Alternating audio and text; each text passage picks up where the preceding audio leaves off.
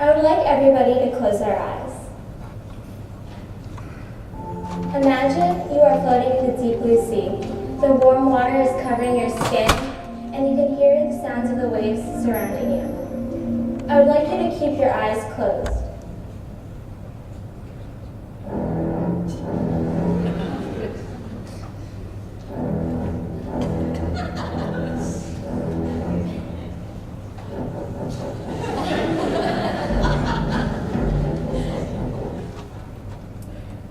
How did you feel? Were you nervous? Was your heart pounding? I would like to let you know that that is how I have felt my whole entire life. I would like you to quantify from a scale from 1 to 10 on how you feel about sharks. 1 being you jump into the water right now, and 10 being there's no way you would get on that boat in the first place. And I was a 10. Imagine to my dismay, last August, I was 15 miles off the coast of Oahu, surrounded by 15 Galapagos and 3 sandbar sharks. I stepped onto this jaws-looking tiny boat. And on my way to the aggregate, which is a general term for where sharks come to unite during migration, I knew that I was dead meat. But while I was under the water, I felt weightless, a speck in the vast Pacific. When I looked beneath me, the sharks were gliding side by side. They were even scared to come up. This was probably because of my 6'4" uncle showing enough respect.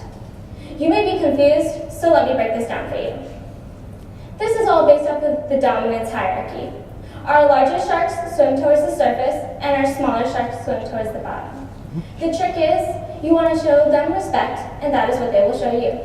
So you want to stare them down, give them eye contact, flirt a little bit, an eye wink will do. And if you get close enough, you can see their third eyelid, otherwise known as their nictitating membrane. But I wasn't focused on their cool third eyelid.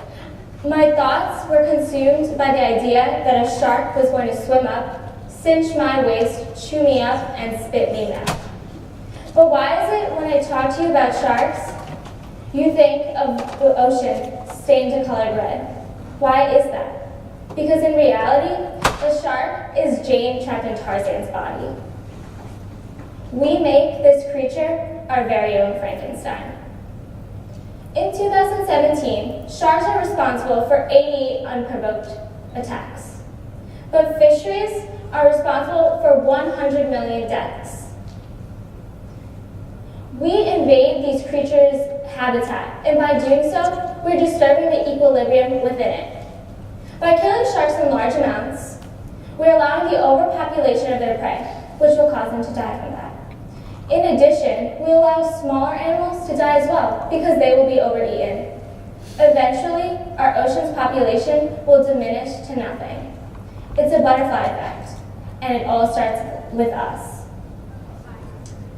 In 2017, Baltimore ended the year with a record-setting 343 homicides. 343 deaths, responsible by what? One city alone? But sharks are responsible for 88 deaths worldwide. So why are we so afraid of sharks when we should be afraid of ourselves? And even more, we should be afraid of the deadliest creatures on earth, mosquitoes. The media has poisoned our minds, making us the real monsters. They utilize aggressive and violent adjectives like danger or attack, but they conveniently fail to mention when something's an accident. These words are meant to prey on our emotions the way we believe sharks prey on us. But in reality, they're written in a blur of quotable headlines. So we are the monsters. The movie industry has used targeted music in order to grab the audience's attention. So, I bet many of you have watched a shark movie. And it was probably Jaws, it was probably at a movie theater or on your couch, eating popcorn and drinking a soda. And all of a sudden, you hear that iconic music. That music that makes your stomach turn to knots and your palms begin to sweat. But what is it without music? It's just a shark gliding through the water, doing absolutely nothing. There's no crescendo, there's no intensity played by the strings, and there's no end where the water turns a crimson color. According to a 2,000-person study online by the Scripps Institution of Oceanography along with Harvard scientists, they had conducted research on the perception of sharks based off of music. They asked the participants to watch a video of a shark, one with dark scary music, one in complete silence, and one with light mellow music. Those who watched the video with dark scary music tend to have a negative connotation of those creatures. Our brains pay attention to the things that we are afraid of. So I can play that music right now for you, and I bet you half of you would be afraid automatically without even seeing the shark. The movie industry has made millions upon millions with this targeted music. Because when humans want to go watch a movie, they expect to be on an emotional roller coaster. They want to feel the adrenaline. What's coming next? The movie industry does not want to put a movie out about a shark gliding through the water, doing absolutely nothing. Because to tell you the truth, that is completely boring. For the movie industry, it's not about telling the truth, it's about what sells. How many of you here are seafood fans? Raise your hand if you like shrimp. Anybody like tilapia? Lobster? What about shark fins?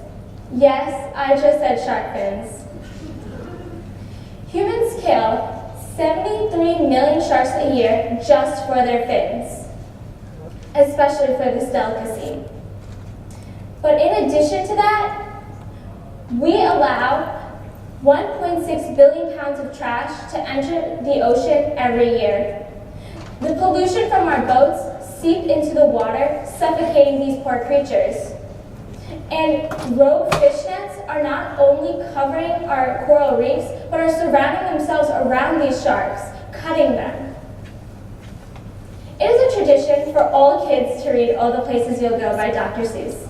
It's about telling someone to go explore the world and see what's out there. But for sharks, the only place they can go is their home, the ocean. And the fact that humans have the audacity to chase them around with spear guns just makes their home smaller. After I shared the vast Pacific with these beautiful creatures, I've learned to empathize with them. My father came up to me and asked me how I felt about them. And I told him a 3.5, and that's an improvement. Thank you.